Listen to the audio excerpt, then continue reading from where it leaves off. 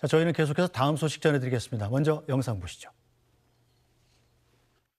이 남성의 얼굴에 주목해 주시기 바랍니다. 5년 전 세상을 떠난 가수 구하라 씨. 그녀의 집에서 금골 훔쳐 달아난 범인의 몽타주입니다. CCTV 속 범인은 구 씨의 집 구조를 잘 아는 듯 익숙해 보였는데요. 단순 절도범이라기엔 수상한 범인의 행적. 그는 대체 왜 구 씨의 금고를 훔쳐 달아난 걸까요?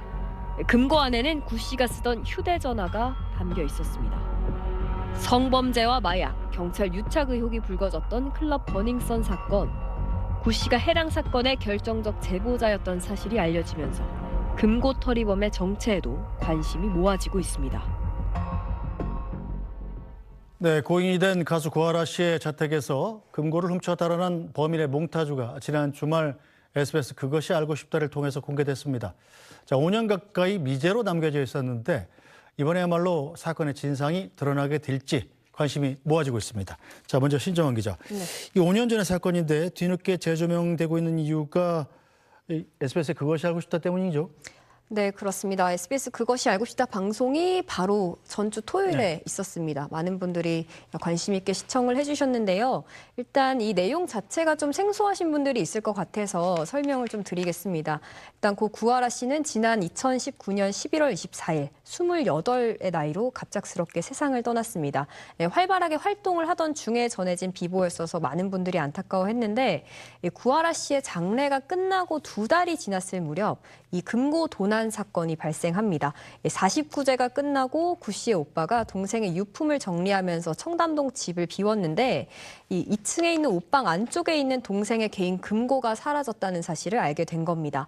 이게 되게 이상했기 때문에 이제 다시 한번 CCTV를 서둘러서 집 주변을 살펴봤더니 놀랍게도 유족들이 집을 비우고 나서 몇 시간도 채 안 돼 1월 14일 자정이 좀 넘은 시각에 동생의 집 앞마당에 낯선 남성이 담을 넘어 침입하는 모습이 포착이 됐고요. 네. 이 금고 안에는 뭐 구하라 씨가 쓰던 휴대전화나 이런 부동산 서류나 등등 이런 것들이 들어있다고 해서 당시에도 도대체 이게 무슨 일이냐라고 많은 분들이 관심을 가졌습니다. 네, 유족들이 도난 사실을 알고 나서 당연히 뭐 CCTV 화면을 확보한 거죠. 그렇죠. 네. 그러니까 이제 구하라 씨가 사망한 이후에 그 49제를 지내고 나서 뭐 구호인 씨라고 이미 언론에 많이 이제 그 노출이 됐기 때문에 네. 구호인 씨가 이제 집에 돌아와서 그 오랫동안 같이 그 도움을 줬던 가사 도우미 얘기를 들어보니까 뭐 평소에 만일을 대비해서 유서를 작성을 했다라고 하는 얘기를 들었다라고 해요.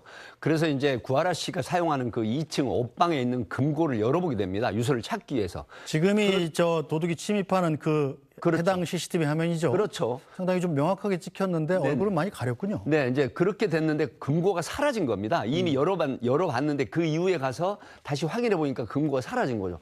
그래서 주변에 CCTV를 전부 확보를 해가지고 봤는데 저렇게 범인이 들어와가지고 처음에 현관문을 여는 도어락이 사실 저 도어락을 보고 어떤 생각이 들었냐면 도어락을 바로 그 비밀 잠금 장치를 열어야 되는데 저기 열감지 센서로 되어 있는 거예요. 손바닥으로 화면에 대면서 이제 번호가 나와야 되는데 그러나 구하라 씨의 오빠가 이미 이 구하라 씨 그 집 현관문 비밀번호를 바꿔놓은 상태입니다.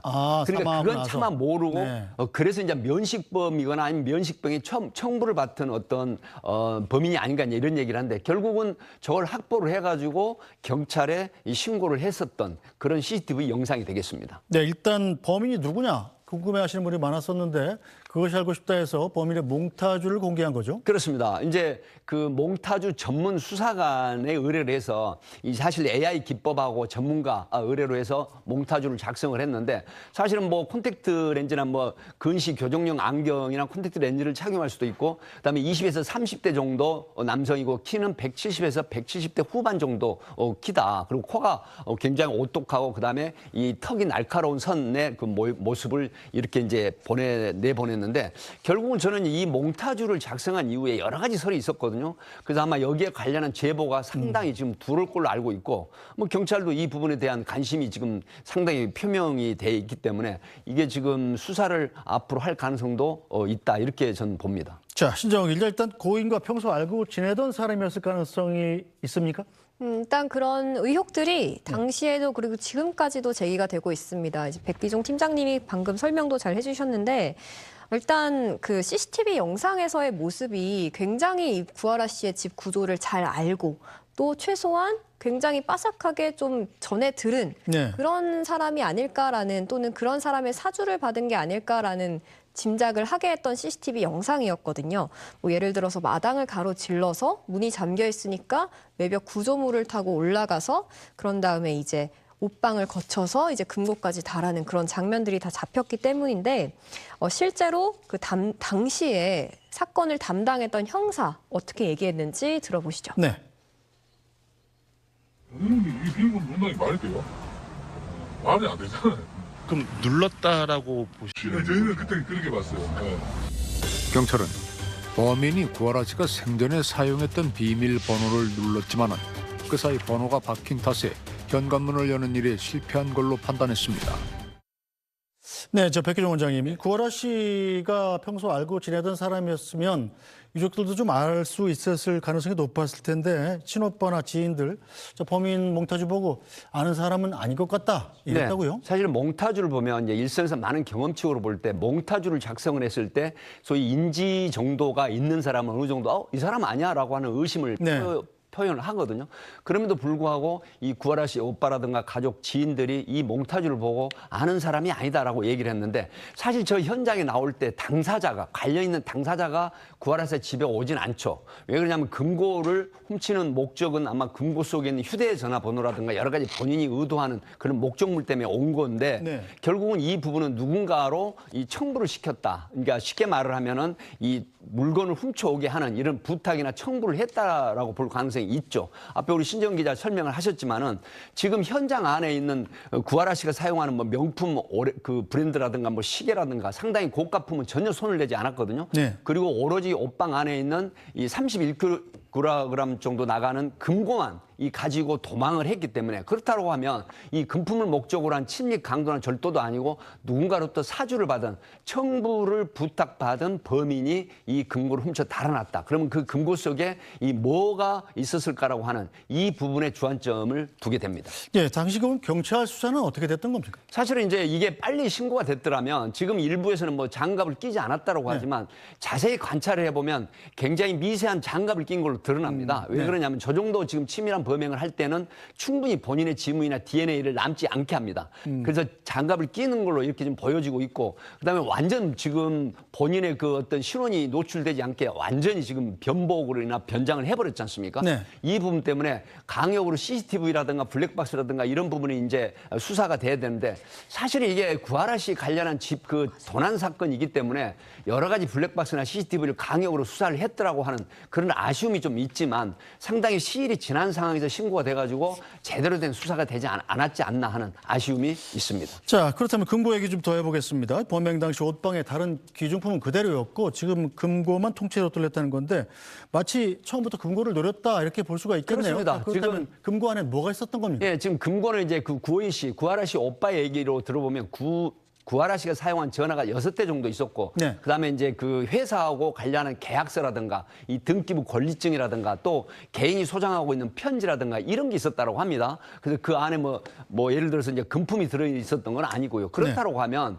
앞에 제가 말씀드렸지만은 강도나 침입 절도 같으면 금품을 노렸을 텐데 애시당초 금품이나 이런 어떤 고가 브랜드 같은 제품 노리지 않고 오로지 금고만 목적으로 갔단 말이죠.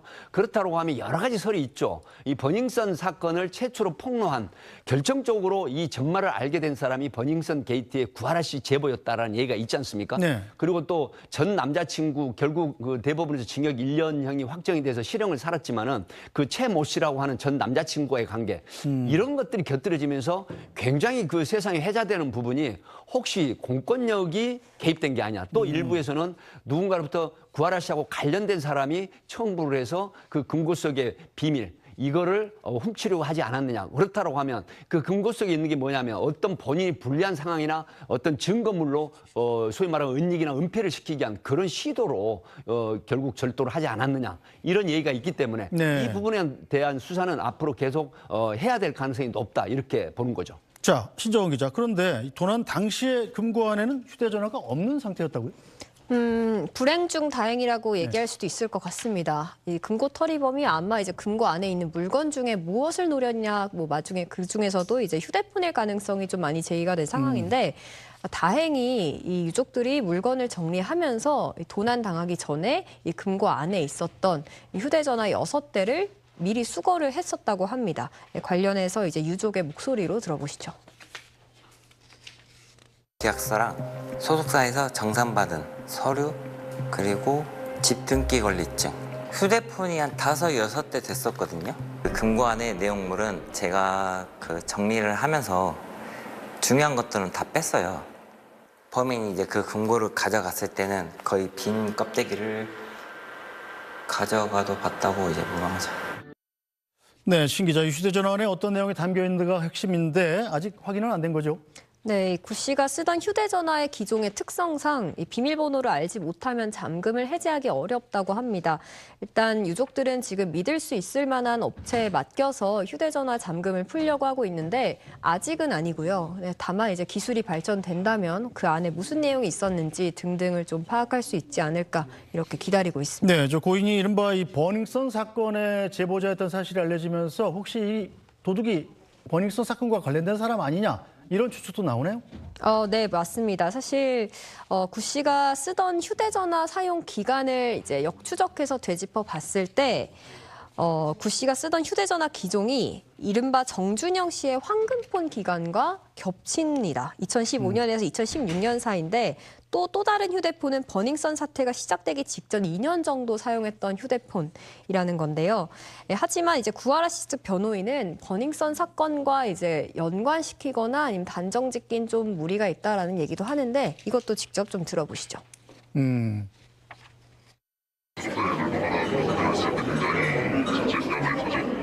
애도를 많이 표했거든요. 저도 아무리 친구지만 인간의 친구가 하나에 대해서 뭉쳤다 그러면 제가 제보할 수 있고 그 정도의 나쁜 사람은 아니고. 네, 저 백기정 원장님, 일단 구하라 씨 금고를 턴 범인의 몽타주 다시 한번 좀 보여주시죠. 네, 자 백팀장님, 범인에 대한 새로운 단서가 나온 상황인데, 자 경찰이 그럼 이번 사건에 대한 수사를 다시 시작하는 건가요? 저는 지금 이 사안이 굉장히 국민적 그 관심 사항이고 또 사회적으로 이슈가 됐던 사건이기 때문에 이 구하라 씨의 죽음과도 연관을 전혀 배제 못하는 상황이거든요. 물론 어떤 그 극단적인 선택으로 사망했다고 이제 국립과학수사연구원의 그 부검 결과 나왔다고 하더라도 전체적인 맥락에서 보면 사실은 국수본부장이 이 부분에 대한 관심을 갖고 네. 몽타주가 나왔다고 하면 이 부분에 대한 제보가 상당히 많이 들어올 걸로 보입니다. 그러니까 수사 경험칙상 말씀드리면 몽타주가 이미 그화를 통해서 SBS 그화를 통해서 전국적으로 좀 퍼져나갔고 각 매체에서 지금 보도를 하고 있거든요. 네. 그렇다고 하면 분명히 인식이 안면적으로 인식이 있는 사람이다라고 하는 제보를 분명히 할 겁니다. 그래서 저는 이제 말씀을 드리면 이 부분이 앞으로 공소시효가 10여 년에서 2030년까지이거든요. 그렇다고 하면 누군가가 한 번쯤 봤을 법한 그리고 지인이라고 하면 분명히 누군가라고 하는 생각을 들게 하는 이런 몽타주가 상당히 치밀하게 작성이 됐기 때문에 이 부분에 대한 제보가 있다고 하면 경찰이 수사를 재개할 수밖에 없다. 그렇기 때문에 저는 아마 국수본부장이 이 부분은 관할서에다 지시를 해서 반드시 이 제보 전담반을 만들어서 수사를 해야 된다. 저는 이렇게 말씀을 드립니다. 네, 자 신정환 기자, 자, 오늘의 한마디 뭡니까? 네, 오늘의 한마디는요. 완전 범죄는 없다입니다. 네, 아직 들키지 않았을 뿐이었던 것이고요. 잠시 운이 좋았던 건데 이 금고 털이범은 결국 빈 금고를 터는 바보짓을 했지만 만약 누군가의 사주를 받았던 거라면 주범의 정체를 밝힐 수 있게 현명한 판단을 하길 바랍니다. 알겠습니다.